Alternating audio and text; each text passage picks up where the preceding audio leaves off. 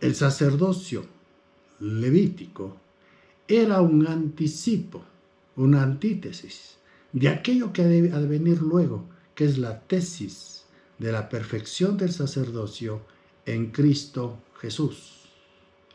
Zacarías 6, vamos a Zacarías al capítulo 6, versículos 12 y 13. Zacarías 6, versículos 12 y 13.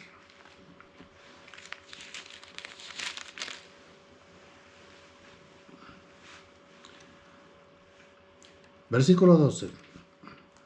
Y le hablarás diciendo, así ha hablado Jehová de los ejércitos diciendo, he aquí el varón cuyo nombre es el renuevo, el cual brotará de sus raíces y edificará el templo de Jehová. Ahora bien, ¿cuál es el templo de Jehová? ¿Cuál es el templo de Jehová con la venida de Jesús? El templo de Jehová es todo aquel que ha confesado que Jesús es el Señor y el Salvador de la vida. Usted es el templo de Jehová. Todos los cristianos somos el templo del Dios viviente. Él edificará el templo de Jehová y él llevará la gloria y se sentará y dominará en su trono y habrá sacerdote a su lado y consejo de paz habrá entre ambos. Melquisedec, rey de paz, Jesús, rey de paz, sumo sacerdote. El sacerdocio de Jesús tiene muchas citas en el Antiguo Testamento de la venida de aquel que había de morir, había que expiar por todos los pecados de todo el mundo.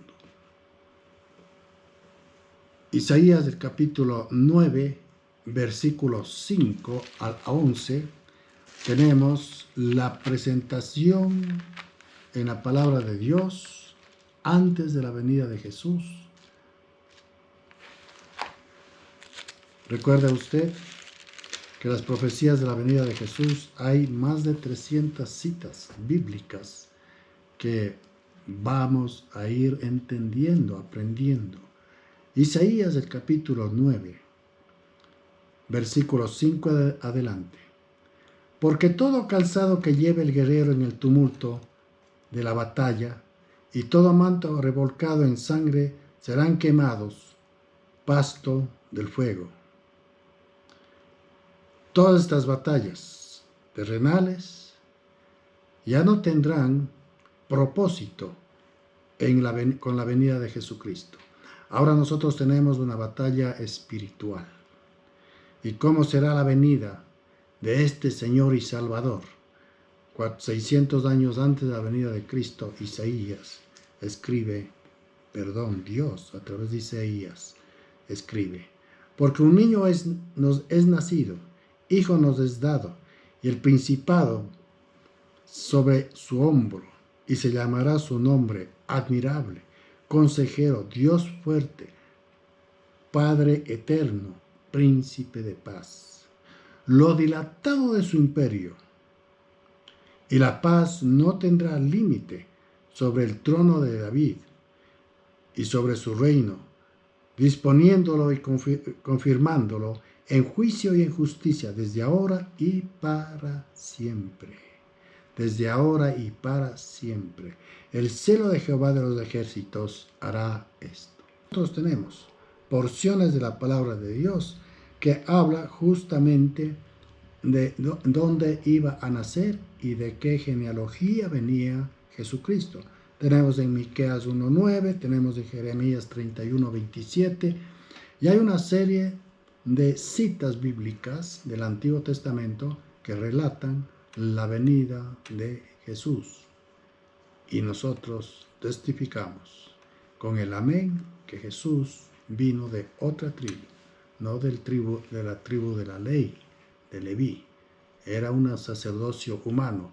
Ahora viene un sacerdocio de la gracia, un sacerdocio que bajó del reino de los cielos para que nosotros Descansemos en su gracia y en su amor, en Dios mismo. Versículo 15. Y esta es aún más manifiesta.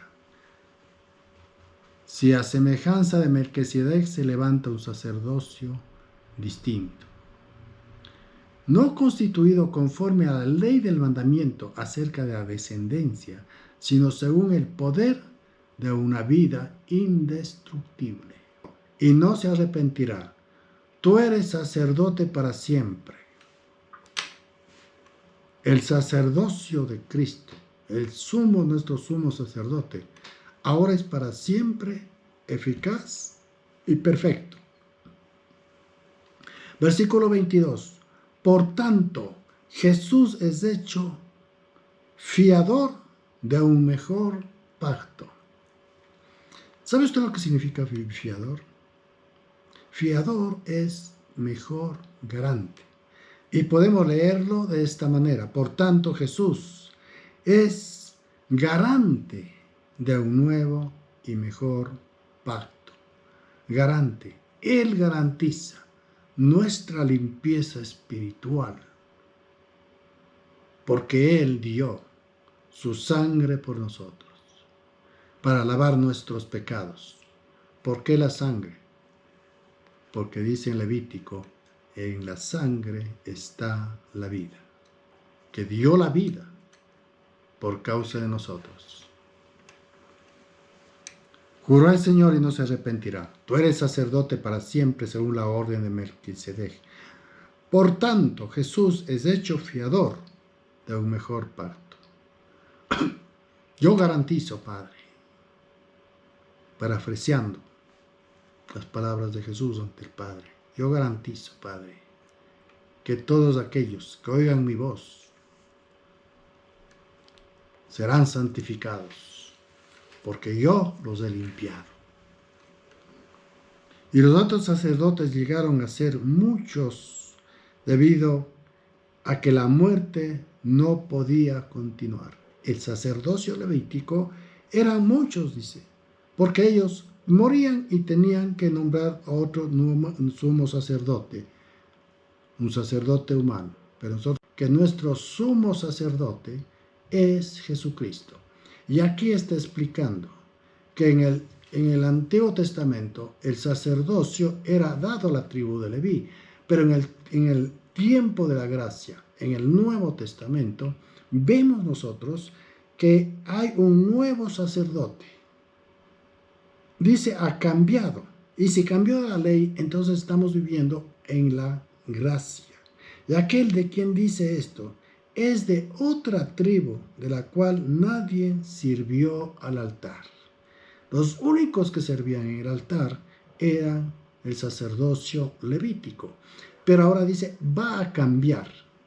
Ya no va a ser de la tribu de Leví. Va a ser de otra tribu diferente. El sumo sacerdote que había de regir la voluntad del Padre eternamente. Entonces, ahora tenemos claro, de la tribu de Leví nace el sacerdocio de la ley. ¿De dónde nació el sacerdocio de la gracia? Vamos al versículo 14. Porque manifiesto es que nuestro Señor vino de la tribu de Judá, de la cual nada habló Moisés tocante al sacerdocio. Judá significa adoración. Ahora Jesús nace como el sumo sacerdote nuestro de la tribu de la gracia, de la tribu de la adoración al Padre. Ya no es de la ley, no es un sacerdocio humano, es un sacerdocio divino, lleno de gracia, de paz, de amor y misericordia. Es nuestro sumo sacerdote, Jesucristo, por la voluntad del Padre. Sigamos adelante. Ahora nosotros tenemos, indudablemente, el nacimiento de Jesús. Los 14 genealogías desde Isaí, padre de David, hasta la venida de Jesús, al nacimiento de Jesús, son 14 generaciones que se vinieron sucediendo, y usted puede encontrar esto en Mateo en el capítulo 1, la genealogía de Jesús. ¿Por qué Dios permitió que la genealogía se escriba en Mateo? Porque el Evangelio de Mateo fue escrito direccionado al pueblo de Israel para certificar que aquel que venía para salvar al mundo venía de David. 14 generaciones y viene Jesucristo. Porque manifiesto es que nuestro Señor vino de la tribu de Judá, de la cual nada habló Moisés tocante al sacerdocio. Ahora, nosotros tenemos ahora un sacerdote divino, eterno. Versículo 24. Mas este, por cuanto permanece para siempre, tiene un sacerdocio inmutable. Ahora, ¿qué es esto de inmutable?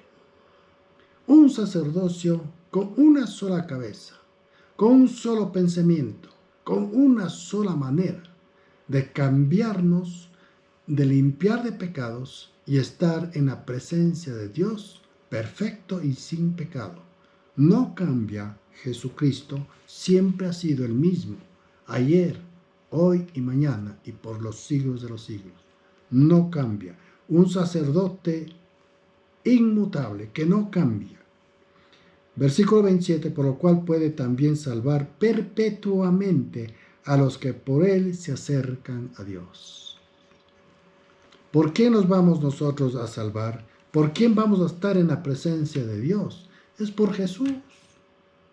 No hay ninguna otra persona, dice, dada en el cielo, y en ningún otro nombre dado en la tierra que podamos ser salvos, sino única y exclusivamente en Jesucristo. Porque Él vive para siempre, porque Él es el sacrificio perfecto, porque lo hizo con amor, porque siempre estará con nosotros hasta el fin, impartiendo amor, misericordia, fidelidad y seguridad.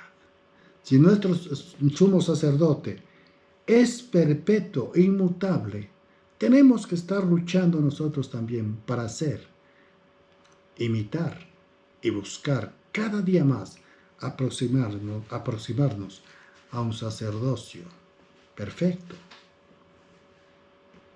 ante Dios por Cristo Jesús.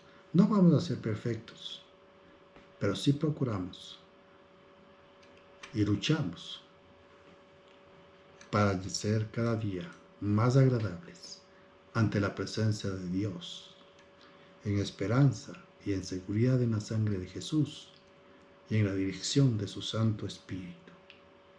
Recuerde usted esa perfección que Jesús ofreció. Él dijo: voy al cielo y rogaré al Padre para que os envíe un consolador, su Santo Espíritu, que Él les enseñará toda la verdad. Al no creer en que Jesús es nuestro sumo sacerdote, estamos rechazando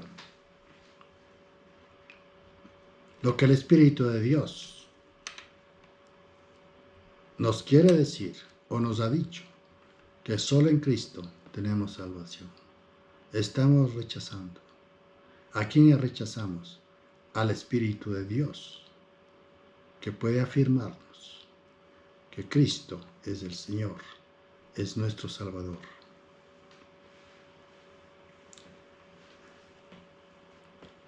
Versículo 25. Perpetuamente, para siempre, estará Jesús cerca del Padre y abogando por cada uno de nosotros que hemos creído que Él es nuestro Señor y nuestro Salvador. Nuestro Señor y nuestro Salvador. Ahora bien, versículo 26. porque tal sumo sacerdote nos convenía, santo, inocente, sin mancha, apartado de los pecadores y hecho más sublime que los cielos. El Cristo sin pecado, el Cristo exaltado, el Cristo de una conducta intachable, es ahora nuestro sumo sacerdote. Versículo 27, que no tiene necesidad de cada día, como aquellos sumos sacerdotes, de ofrecer primero sacrificios por sus propios pecados y luego por los del pueblo, porque esto lo hizo una vez y para siempre, ofreciéndose a sí mismo. Es mejor el sacerdocio de Jesús. Es mejor el lavamiento de pecados por la sangre de Cristo que los holocaustos, que la expiación de pecados del Antiguo Testamento. Bien, ahora al versículo 28. Aquí vamos a pararnos un poquito y vamos a llegar a Mateo 5:17. Porque la ley constituye sumos sacerdotes a débiles hombres, pero la palabra del juramento posterior a la ley, al Hijo, hecho perfecto para siempre. Ahora bien, la ley constituye, dice, sumos sacerdotes a débiles hombres. De esos 10 mandamientos. Ahora bien, si vamos a Mateo al capítulo 5, versículo 17. Mateo 5, 17. Estamos hablando de la ley y Jesús lo vino a perfeccionar. ¿Cómo es esto de perfeccionar? Vamos a ver. Mateo el capítulo 5, versículo 17. Dice, no penséis que he venido para abrogar la ley o los profetas. No he venido para abrogar, sino para cumplir. ¿Estamos seguros de eso? Acabamos de decir que las profecías de Jesús, 300 y más profecías de Jesús, se han dado cumplimiento. Y luego dice, porque de cierto os digo que hasta que pase el cielo y la tierra, ni una jota ni una tilde pasará de la ley hasta que todo se haya cumplido. Porque os digo que si vuestra justicia no fuere mayor que la de los escribas y fariseos, no entraréis en el reino de los cielos. Aquí está comparando escribas y fariseos. ¿Quiénes eran los escribas y fariseos? Los que observaban toda la ley y criticaban a medio mundo de su alrededor. Estos eran los que exigían, como dice Jesús, exigían cargas que ni siquiera una lo pueden llevar ellos. Ahora nosotros observamos la ley, claro que sí, los 10 mandamientos, amarás a Dios sobre todas las cosas, ama a tu prójimo, y no robes, no mates, y todos estos 10 mandamientos los observamos. No calumnies, no adulteres, todo eso estamos observando ante Dios.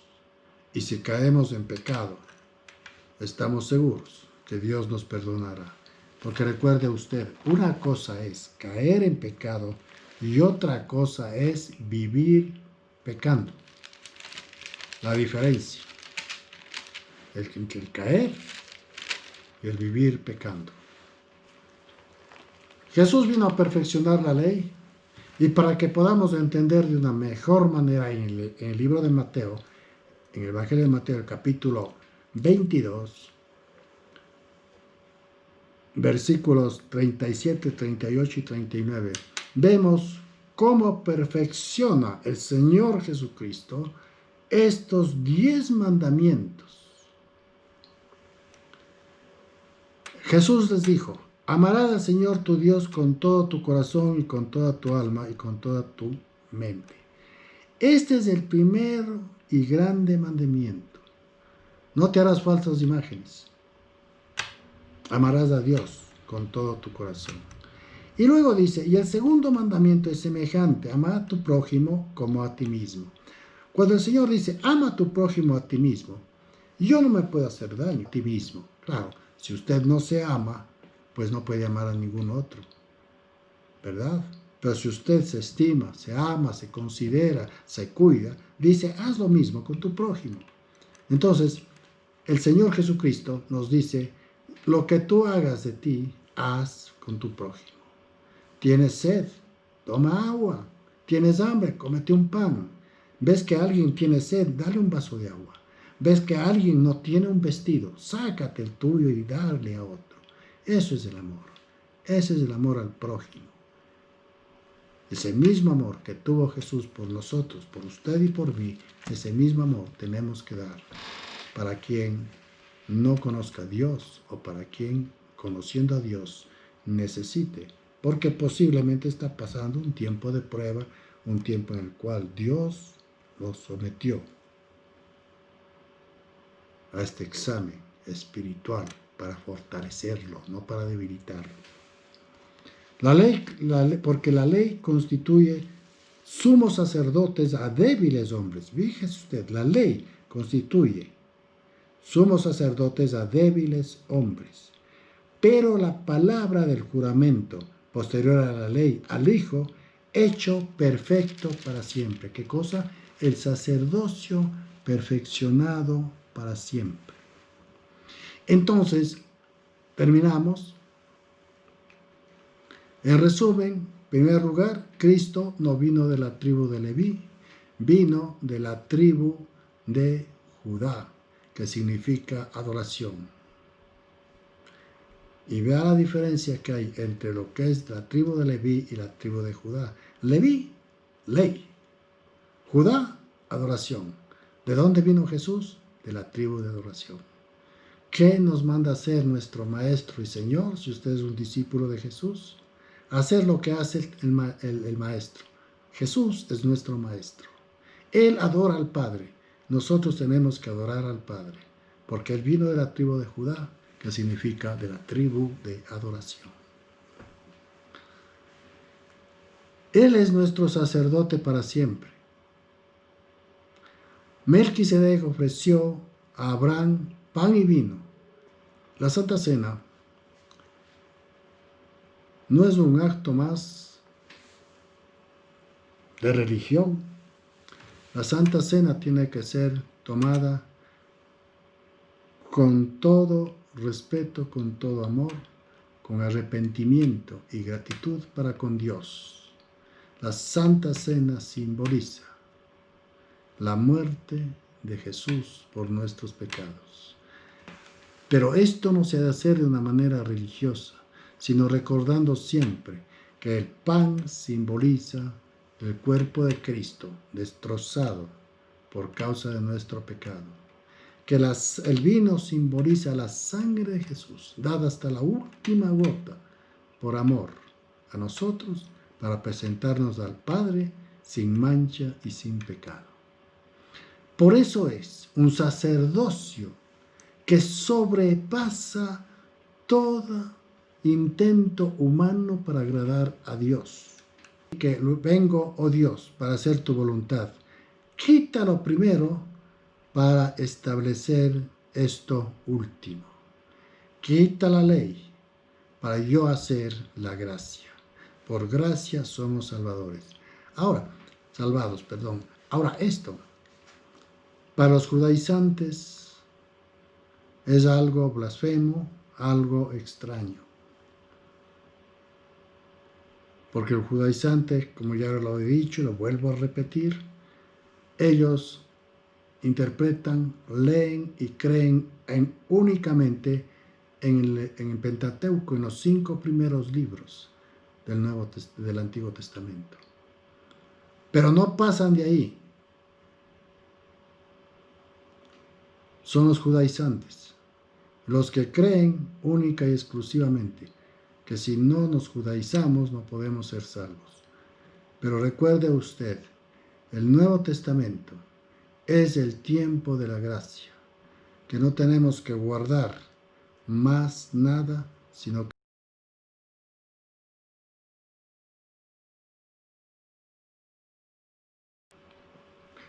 Usted no necesita observar las leyes para adoración, las leyes de holocausto, todas esas leyes que eran necesarias antes de la venida de Jesús. Por eso nosotros tenemos un sumo sacerdote. No es que abolió la ley, abolió las ordenanzas, pero sí, esas ordenanzas del Antiguo Testamento eran la antesala de la perfección, del perdón de pecados y la antesala para estar en la presencia de Dios en Cristo Jesús.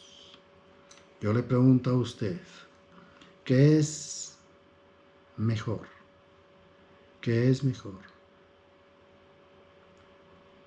¿Observar toda esa carga de la ley?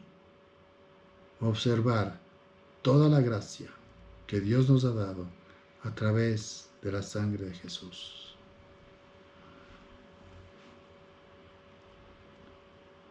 Nosotros no somos judíos, no somos israelitas, pero amamos a ese pueblo, porque Dios ama a ese pueblo. Pero nosotros, en cuanto a la ley, vivimos en la gracia de Jesús, en el amor de Dios, a través de la sangre del verbo de la palabra de Dios hecha humana, para sacarnos de este mundo de pecado y de este mundo de oscuridad. Jesús es nuestro sumo sacerdote y usted es el sacerdote de su casa.